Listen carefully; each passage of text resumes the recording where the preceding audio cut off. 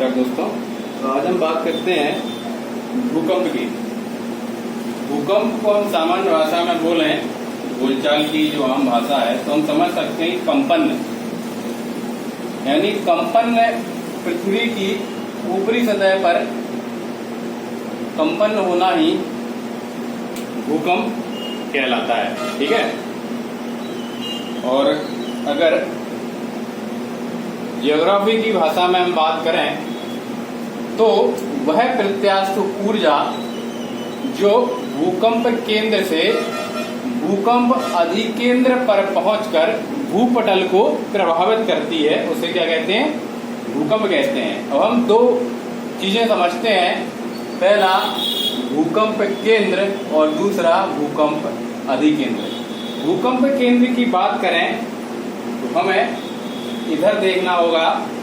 जो ये चित्र बना हुआ है, हम जानते हैं कि पृथ्वी को 3 भागों में बांटा गया है, क्रस्ट, मेंटल और कोर यानी क्रोड। तो जो क्रस्ट और मेंटल के बीच में क्या पाया जाता है? स्टेनोस्फीयर पाया जाता है, मतलब दुर्बलता मंडल, यानी कि जो तप्त लावा होता है, जो मैग्मा होता है, उसकी एक परत पाई जाती है, उसे हम स्टेनोस्फीयर कहते हैं। वो कहाँ पाई जाती है? भूपरपटी और मेंटल के नीचे पाई जाती है। ठीक है। तो जब हमने पिछले वीडियो में देखा था कि भूकंप जो मैग्मा होता है, मैग्मा में क्या होता है? रेडियो एक्टिव तत्व होते हैं, और रेडियो एक्टिव तत्व जब 1200 डिग्री सेल्सियस तक गर्म हो जाते हैं तो वो करंट उत्पन्न करते हैं। उन करंट यानी तरंगों क्या बोलते हैं? कन्वेक्शनल यानी संवहनीय तरंगें बोलते हैं उनको। और वो तरंगें क्या बड़े क्षेत्र का निर्माण करती हैं, तो उसे हॉटस्पॉट कहते हैं। जब वो तरंगें ऊपर की ओर प्रस्थान करती हैं तो ज्वालामुखी का निर्माण होता था, जब भूपटल के ऊपर पहुंच जाती थी वो।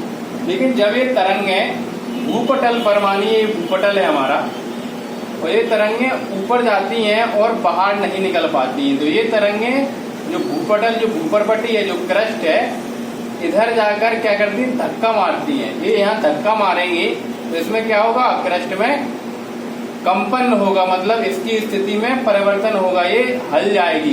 तो इसको हलने को ही हम क्या बोलते हैं?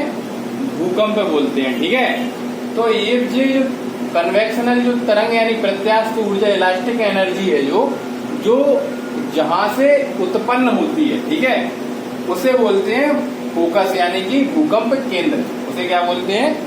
भूकंप केंद्र बोलते हैं, जहां से उत्पन्न होती है। कहां से उत्पन्न होती है? स्टेनोस्फीयर से उत्पन्न होती है। ठीक है।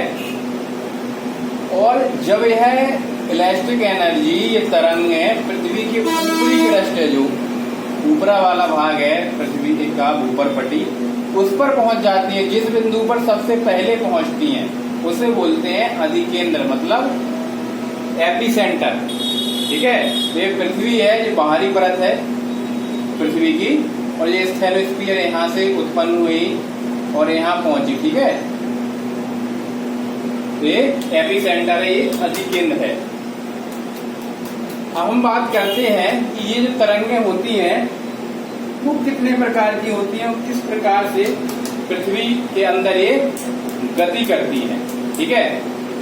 तो मान लीजिए कि ये फोकस है या हाइपोसेंटर है, ये वाला भाग। ठीक है। भूकंप केंद्र है, यहाँ से तरंगें उत्पन्न हो रही हैं। तो यहाँ से 3 प्रकार की तरंगें उत्पन्न होती हैं। वो तरंगें हैं प्राइमरी यानी प्राथमिक तरंगें, सेकेंडरी यानी सेकेंडरी वेव्स, और तीसरी है लब वेव्स। इन्हें लब वेव्स इसलिए बोला जाता है क्योंकि खोज इन्होंने की थी, इन महाशय का नाम था लब, इसलिए उन्हीं के नाम पर इन तरंगों का नाम क्या कर दिया गया? लब वेव्स रख दिया गया, उन्हीं के नाम के आधार पर। तो हम बात करें सबसे पहले प्राइमरी तरंगों की, मतलब पी वेव्स की। ठीक है। तो जो पी वेव्स है, जो प्राइमरी तरंग है, वो कैसी चलती है? अनुदैर्ध्य चलती है। अनुदैर्ध्य का मतलब हम समझें कि कोई छड़ी है, इस तरीके से कोई छड़ी है। तो अनुदैर्ध्य का मतलब है कि यहाँ से वो शुरुआत करेगी और इस छड़ी में होते हुए पूरा रास्ता नापेगी हुई यहाँ पहुंचेगी। इसे बोलते हैं अनुदैर्ध्य। ठीक है, इसे क्या बोलते हैं? अनुदैर्ध्य, पूरा रास्ता। और अनुप्रस्थ जिसे किसे बोलते हैं? कि एक बिंदु से, ऐसे समझ लें आप कि कोई छड़ी इस प्रकार से थी तो गोलाई में, मतलब यहाँ से पूरा एक चक्कर नाप लेना। मतलब ये जो हमारा मार्कर है ये तो था अनुदैर्ध्य, यहाँ से लेकर यहाँ तक चलना। और अनुप्रस्थ मतलब यहाँ से एक जो मोटाई है इसकी वो माप लेना, उसे अनुदैर्ध्य बोला जाता है। ठीक है, तो अनुप्रस्थ और अनुदैर्ध्य ये समझ लीजिए। तो अनुप्रस्थ जो प्राइमरी वेव्स हैं ये कैसे चलती हैं? लॉन्गिट्यूड मतलब अनुदैर्ध्य में चलती हैं। ठीक है, और ये क्या है कि ठोस और द्रव में गति कर सकती है। क्या है कि ठोस में भी ये गति करेंगी और द्रव में भी ये गति करेंगी। ठोस और द्रव ये दोनों में गति करेंगी। फिर लाइक अ साउंड मतलब ये ध्वनि की तरह, ध्वनि जो होती है उसकी तरह ये जब ये गति करती हैं तो ध्वनि यानी कि आवाज करती हुई आगे बढ़ती हैं। और इनकी जो गति होती है वो 8 से 14 किलोमीटर पर सेकंड, मतलब एक सेकंड में 8 से लेकर 14 किलोमीटर तक ये गति करती हैं। ठीक है, तो ये जो पी वेव्स थी ये पृथ्वी के पूरे हिस्से में गति करेंगी। मतलब ये मेंटल में भी जाएंगी और क्रस्ट पे भी जाएंगी और क्रोड में, यानी P3 इस तरीके याद रख लीजिए। P3 मतलब तीनों भाग, पृथ्वी जो 3 भागों में बांटा गया, मेंटल, क्रोड और क्रस्ट, तीनों में ये गति करेगी प्राथमिक तरंग। ठीक है, ये देखिए यहाँ से चली, मेंटल ये है इसमें भी चल गई, क्रोड था इसमें भी ये होती हुई गई P, और क्रस्ट यहाँ भी पहुंच गई। ठीक है, तो ये P तरंगे जो है वो तीनों माध्यम में, यानी तीनों पृथ्वी की तीन भाग हैं उसमें ये गति करती हैं। और फोकस यानी जो एपिसेंटर है, अधिकेंद्र है, जहां पृथ्वी का सबसे पहले अनुमान लगाया गया कि यहां अनुभव किया गया कि यहां झटका लगा सबसे पहले, वहां से लेकर पृथ्वी के विपरीत बिंदु पर, मतलब ये बिंदु यहाँ है तो इसका विपरीत बिंदु नीचे है, यहां तक पहुंचने में जो समय लगता है और जिस बिंदु पर ये पहुंचती हैं उसे बोलते हैं एंटीपोड। उसे क्या बोलते हैं इंग्लिश में? एंटीपोड। इस बिंदु को एंटीपोड बोलते हैं। कई बार क्वेश्चन पूछा गया है कि एपिसेंटर यानी अधिकेंद्र का विपरीत बिंदु जहां भूकंपीय तरंगों का आभास किया जाता है यानी अनुभव किया जाता है उसे बोलते हैं एपिटोड। और ये तरंगे हैं, पी तरंगे हैं, इसी के आधार पर मापा जाता है। जो पी तरंगे हैं वो एपिसेंटर से एंटीपोड तक पहुंचने में कितना समय लेती हैं? 21 मिनट का। ये भी क्वेश्चन कई बार पूछा गया है कि अधिकेंद्र से तरंगे उसके पृथ्वी के विपरीत बिंदु तक पहुंचने यानी एंटीपोड तक पहुंचने में कितना समय लेती हैं? 21 मिनट का समय लेती हैं। क्रस्ट से मेंटल तक दूरी करने में इन्हें समय लगता है 11.8 मिनट, 11.8 मिनट का। और क्रोड में टाइम लगता है कितना? 9.2 मिनट। इससे क्या अनुमान लगाया जा सकता है कि क्रोड है जो बहुत ज्यादा कठोर है, इसका घनत्व कैसा है? बहुत ज्यादा घनत्व है। यहाँ तापमान कितना है? बहुत ज्यादा, इसलिए तरंगे हैं क्रोड में इनकी गति कैसी हो जाती है? बहुत धीमी हो जाती है। ठीक है, तो क्रोड में जो भूकंपीय तरंगे हैं इनकी गति कैसी है? बहुत धीमी है। और पृथ्वी के अंदर जो तरंगे गति करती हैं वो किस मार्ग पर गति करती हैं? अपने अवतलन मार्ग पर गति करती हैं। ठीक है, तो ये बात तो कर ली हमने पी तरंगों की। ठीक है, प्राइमरी वेव जो अधिकेंद्र पर सबसे पहले पहुंचती हैं। ठीक है, क्योंकि इनकी गति कैसी है? सबसे ज्यादा, 8 से 14 किलोमीटर पर सेकंड। जिसकी गति सबसे ज्यादा होगी वो लक्ष्य पे सबसे पहले पहुंच जाएगा। ओके, उसके बाद हम बात करें सेकेंडरी वेव्स यानी द्वितीयक तरंगों की। द्वितीयक तरंगों की हम बात करें तो इन्हें अनुप्रस्थ या गौड़ तरंगे बोलते हैं। गौड़ तरंगे ने इसलिए कहा जाता है क्योंकि ये किरणों में गति नहीं कर पाती। ठीक है, ये किरणों में गति नहीं कर पाती। ये कहाँ गति करती हैं? सिर्फ ठोस में गति करती हैं। ठीक है, कहाँ गति करती हैं? सिर्फ ठोस में। तो इसे हम कर सकते हैं एस स्क्वायर, मतलब एस एस। सेकेंडरी वेव्स कहाँ गति करती है? सिर्फ ठोस में यानी सॉलिड में। तो S square P Q S square. P कहाँ करती थी? तीनों किसमें?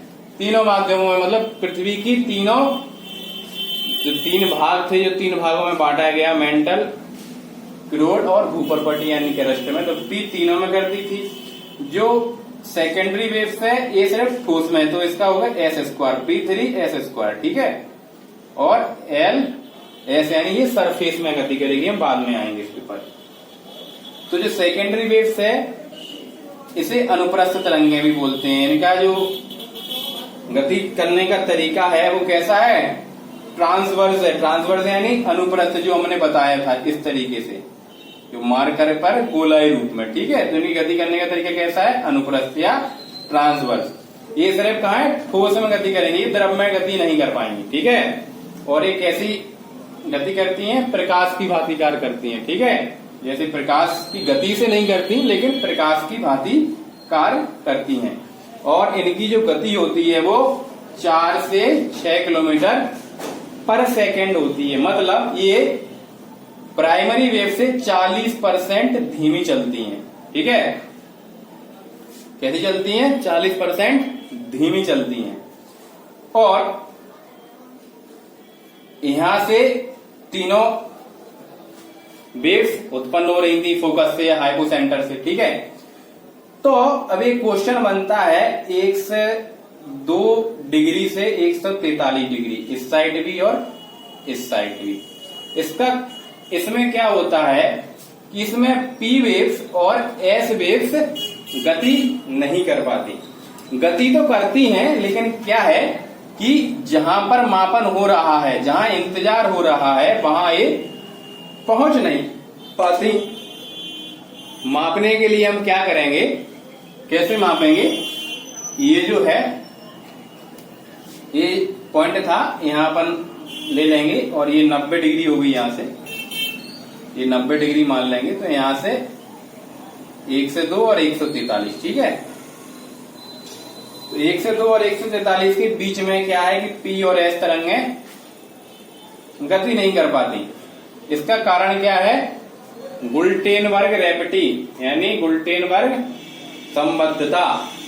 और जो गुल्टेनबर्ग संबद्धता है वो कहां पाई जाती है? मेंटल और क्रस्ट के बीच में। कहां पाई जाती है? मेंटल और क्रस्ट के बीच में। तो मेंटल और क्रस्ट के बीच में जो गुल्टेनबर्ग संबद्धता है उसमें क्या होता है? सॉरी, मेंटल और क्रोड के बीच में पाई जाती है। तो मेंटल और क्रोड के बीच में जो गुल्टेनबर्ग संबद्धता पाई जाती है उसमें क्या है कि घनत्व जो होता है उस क्षेत्र का वो बहुत ही अलग प्रकार का होता है। और जो तरंगें होती हैं वो उस घनत्व यानी उस डेंसिटी में जैसे ही प्रवेश करती हैं तो उनका पथ होता है वो कैसा होता है? विचलित हो जाता है। उन्हें सीधी जाना था तो कहीं अंदर चली जाती हैं, कहीं बाहर चली जाती हैं, पृथ्वी के बाहरी यानी क्रस्ट तक नहीं पहुंच पाती। इसलिए ऐसा माना जाता है कि पी और एस जो तरंगे हैं वो इस 1 से 2 से 143 डिग्री के बीच में गति नहीं करती। और इस क्षेत्र को क्या बोलते हैं? छाया पेटी। ये कई बार क्वेश्चन पूछा गया है कि छाया पेटी कितने डिग्री से कितने डिग्री तक होती है? तो 1 से 2 से 143 तक होती है। ठीक है, तो एस तरंगे कहाँ प्रवेश नहीं कर पा रही? एक तो छाया पेटी में तो पी और एस दोनों नहीं कर पा रही, और एस तरंगे कहाँ प्रवेश नहीं कर पा रही थी? किरणों में। ठीक है, कहाँ नहीं कर पा रही थी? किरणों में प्रवेश नहीं कर पा रही थी। अब उसके बाद हम बात करते हैं एल तरंगों की यानी लव वेव्स की। लव यानी प्यार। प्यार आजकल के जमाने में प्यार कैसा हो गया दोस्तों? सतही प्यार हो गया है, मतलब सरफेस वाला, ऊपर ऊपर यानी दिखावे का प्यार हो गया है। तो उसी से हम देखते हैं कि लव वेव्स जो है वो क्या है? सिर्फ सतह पे होती हैं। कहाँ होती हैं? सतह पे, सरफेस पे। ठीक है, तो एल कहाँ होगा? सिर्फ सरफेस पे, LS। जो प्यार है वो कैसा होगा? सतही होगा। ठीक है, सिर्फ ऊपर ऊपर का होगा, अंदर वाला नहीं होगा। तो लव वेव्स कैसी हैं? लॉन्ग पीरियड मतलब दीर्घ पृष्ठीय होती हैं, यानी पृष्ठ पर बड़ी लंबी दूरी तय कर लेती हैं। सरफेस यानी सिर्फ पृष्ठ पर ही चलती हैं। और एक ठोस द्रव में भी जा सकती हैं। ठोस द्रव में ये भी जा सकती थी और ये भी जा सकती थी। ठीक है, तो ठोस द्रव में दोनों जाएंगी, सिर्फ सेकेंडरी द्रव में नहीं जाएगी, सिर्फ ठोस में जाएगी। और सर्वाधिक विनाश, ये विनाश का वही हम देख लेंगे कैसे विनाश करती है। और सबसे देर में, ये कैसी होती है? सरफेस पे सिर्फ यहां से होती है और सरफेस पर ही सिर्फ गति करती हैं, सबसे देर में पहुंचती हैं। ठीक है, तो फिर हम जब भूकंप आगे देखेंगे भूकंप का अनुमान कैसे लगाया जाता है, तो उसमें इनकी गति का महत्व बहुत होता है। ठीक है, तो हम देखते हैं फ्रीक्वेंसी के आधार पर कैसे विनाश होता है। तो जो पी वेव्स थी, जो प्राइमरी वेव्स थी, ये कैसी हैं? जल्दी जल्दी आएंगी। जल्दी जल्दी आएंगी तो विनाश कैसा होगा? बहुत कम होगा। मतलब फ्रीक्वेंसी एक स्थान से दूसरे स्थान पर पहुंचने में बहुत कम समय लेती हैं। तो इनकी फ्रीक्वेंसी कैसी है? हाई है। ठीक है, और लेंथ क्या है? लेंथ लो है, मतलब छोटी छोटी है। विनाश सबसे कम करेंगी, ये पहुंचती हैं तो विनाश सबसे कम करेंगी। फ्रीक्वेंसी हाई है, बारंबारता ज्यादा है, और लेंथ यानी लंबाई यानी कि कम है। ठीक है, उसके बाद सेकेंडरी वेव्स में मीडियम है, फ्रीक्वेंसी मीडियम और लेंथ भी मीडियम, मतलब मध्यम प्रकार का विनाश करेंगी, ज्यादा विनाश नहीं करेंगी, लो। उसके बाद लव वेव्स जो सिर्फ सरफेस पर चलती हैं, ये क्या है? इनकी फ्रीक्वेंसी लो है। ठीक है, क्योंकि इन्हें पृथ्वी का बहुत बड़ा भाग कवर करना होता है, दीर्घ पृष्ठीय होती हैं ये, तो फ्रीक्वेंसी लो है। लेकिन लेंथ कैसी है? बहुत हाई है। मतलब ये यहां से चली तो इतना एरिया विनाश करेंगी, फिर इतना एरिया करेंगी, फिर इतना करेंगी, फिर इतना करेंगी। मतलब इस तरीके से पूरा भूपटल को तहस नहस कर देती। ये कम भूपटल को तहस नहस करेंगी, ये मीडियम में करेंगी, ये बहुत ज्यादा विनाश कर देंगी। तो लेंथ इनकी हाई है और फ्रीक्वेंसी लो है। तो हमने ये देखा प्राइमरी, सेकेंडरी और लव वेव्स। ठीक है, एल वेव्स। तो P3 मतलब ऊपरपट्टी मेंटल क्रस्ट में करेंगी, S² मतलब सॉलिड सॉलिड, और LS मतलब सिर्फ सरफेस में। ठीक है, या L से तो आप सीधे समझ जाएंगे कि सतह है। प्यार कैसा है आजकल? ऊपरी ऊपरी का है। ऊपर क्या है? सतह है, यानी क्रस्ट क्रस्ट है। ठीक है, इतना समझ जाना। और सर्वाधिक विनाश, तो गति के सबसे ज्यादा कौन कर रही थी? P कर रही थी। उसके बाद S, और उसके बाद लव वेव्स। और विनाश सबसे ज्यादा कौन कर रही है? Love waves. उसके बाद S, और फिर प्राइमरी वेव्स। ठीक है, अब ये विनाश तो हो रहा है, लेकिन अब हम मापेंगे कैसे कि विनाश कैसे हो रहा है और कितना हो रहा है। तो उसके लिए क्या है? विज्ञान ने काय का आविष्कार किया? सिस्मोग्राफ का। सिस्मोग्राफ जो भूकंप को मापता है। ठीक है, जो भूकंप को जो अधिकेंद्र पर मापा जाता है कि कितनी तीव्रता का भूकंप आया है। एक क्वेश्चन आता है कि भूकंप को कैसे मापा जाता है? सिस्मोग्राफ से। और इस वह अध्ययन जिसके अंतर्गत हम भूकंप का अध्ययन करते हैं, वह विज्ञान जिसके अंतर्गत हम भूकंप का अध्ययन करते हैं, उसे क्या बोलते हैं? सेस्मोलॉजी। ठीक है, तो भैया सिस्मोग्राफ जो भूकंप मापने का जो दौर चला, वो वर्तमान समय में 3 लोग थे। उन्होंने बताया, पहले थे रोसी फेरल। इन्होंने कहा कि जो पैमाना है भूकंप मापने का, वो 0 से लेकर 11 या 12 तक है। ठीक है, जो रोसी फेरल स्केल है, स्केल मतलब होता है मैग्नीट्यूड। ठीक है, और मार्कोली साहब आए तो उन्होंने निकाला अनुभव के आधार पर। ठीक है, वर्तमान समय में जिससे हम मापते हैं भूकंप, वो है रिएक्टर स्केल। ठीक है, कौन सा है? Richter scale. और रिएक्टर स्केल वैज्ञानिक का नाम था रिएक्टर, और इसलिए उन्हीं के नाम पर पड़ गया। ये होता है 1 से लेकर 8 या 1 से लेकर 9, जो भी मिल जाए ऑप्शन में। ठीक है, तो 1 से लेकर 8 जो इनने पैमाना दिया, 0 से लेकर 8 और 0 से लेकर 9। इसके बाद जो स्केल है उसको नहीं माप पाता। कौन नहीं माप पाता? सिस्मोग्राफ उसको माप नहीं पाता। तो 0 से लेकर 9 तक का या 0 से लेकर 8 तक का इन्होंने स्केल दिया। जो रिएक्टर स्केल है वो कैसा है? गणितीय मापक है। इसके बारे में थोड़ा जान लेते हैं। कैसा मापक है? गणितीय मापक। अगली इकाई पिछली इकाई से 10 गुना तीव्रता होती है। मतलब एक स्केल के बाद जब 0 से पहली स्केल पे आते हैं तो 10 गुना तीव्र हो जाती हैं तरंगें। और विनाश कितना करती हैं? 32 गुना। कितना विनाश करती हैं? 32 गुना तो भैया विनाश कर देंगी। और तीव्रता कितनी होगी? 10 गुना की। कई बार क्वेश्चन पूछे जाते हैं 10 गुना और 32 गुना की। ठीक है, अब ये तो हमने देख लिया कि कैसे माप लिया। अब बात आती है कि मापते कैसे हैं। जैसे मान लो समुद्र में आया या जहां भूकंप आया वहां तो सिस्मोग्राफ अपन रखेंगे नहीं, क्योंकि वहां से रखेंगे तो नष्ट हो जाएगा। तो ये मान लीजिए कि ये पृथ्वी है हमारी, तो 3 केंद्र लिए जाते हैं। ठीक है, कितने केंद्र लिए जाते हैं? 3, याद रखिए। 3 केंद्र लिए जाते हैं अधिकेंद्र के। मान लीजिए पृथ्वी है, ठीक है, यहां से तरंगें उठी, यहां पहुंची, यहां पहुंची, यहां पहुंची, यहां पहुंची। तो मान लीजिए इधर वाला, इधर वाला और इधर वाला, इन तीनों के सहारे जो तरंगें पहुंचती हैं, एक यहां से यहां, यहां से यहां, इन तीनों के सहारे मापा जाता है। ठीक है, कि कहाँ अधिकेंद्र होगा या कहाँ भूकंप केंद्र होगा। तो ये क्वेश्चन आता है कि कितने सिस्मोग्राफ का उपयोग किया जाता है? 3 सिस्मोग्राफ का उपयोग किया जाता है अधिकेंद्र को मापने के लिए। 3 जगह केंद्र बनाए जाते हैं जहां से मापन किया जाता है। अब बात करते हैं कि भूकंप आ क्यों रहा है। ठीक है, ये तो हमने बात कर लिया कि भूकंप का मैकेनिज्म हमने देख लिया कि भूकंप ऐसे ऐसे आता है। लेकिन अब बात करें कि आता क्यों है, तो आता क्यों है इसके 2 कारण हैं, नेचुरल और मैनमेड। मतलब कृत्रिम, यानी जो इंसान की गतिविधियों के कारण हो रहे हैं।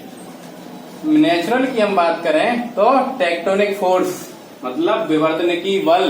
विवर्तनिकी बल में हमने पढ़ चुके हैं अंतर्जात बल, बाह्यजात बल। ठीक है, अंतर्जात बल में भी हम देख चुके हैं कैसे महाद्वीप और महासागरों का निर्माण हो रहा था, संरक्षी किनारा, विनाशी किनारा, वो सब हम देख चुके हैं। तो टेक्टोनिक फोर्स में सबसे ज्यादा जो भूकंप आते हैं वो क्षेत्र कौन